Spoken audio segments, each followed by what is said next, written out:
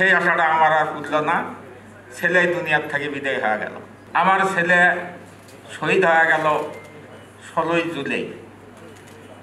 দেখতে দেখতে 1 বছর ঘুরিয়ে এলো পড়ায়।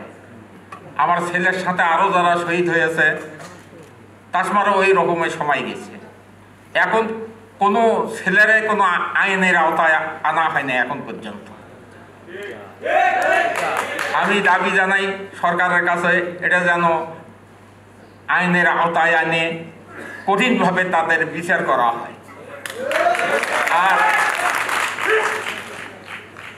আমার ছেলেটা আমার সংসারের মধ্যে একটা প্রদীপ ছিল। আমার বাড়ি ঘর যারা দেখছে তারা কবিতে এই কৃষকের ছেলে ভার্সিটিতে যেতে পারে, কিন্তু ছেলেটা মেধাবী ছিল। ওই 8 লাইন থাকি মানুষের ছেলে টিউশনি করায়। এইরকম করতে করতে শহরে যা টিউশনি করে খরচ কমিয়ে দিতে লাগছে। ওদের খরচ দিয়ে আমি পড়ে এলে অনার্স পরীক্ষা পাশ করলি, তাই নির্বন্ধন পরীক্ষা ঠিক ছিল, পরে লিখিত পরীক্ষা দিয়েও পাশ করছে। এমন ছেলেটার আমার আশা ছিল যে একটা চাকরি বাকরি করবি, হয়তো আমি দেখে হয়তো মরে যাব। সেই আশাটা আমার আর ফুটল না। ছেলে দুনিয়ার থেকে বিদায় হয়ে গেল। সকলে দোয়া করবেন ছেলে যেন জান্নাতবাসী হয়।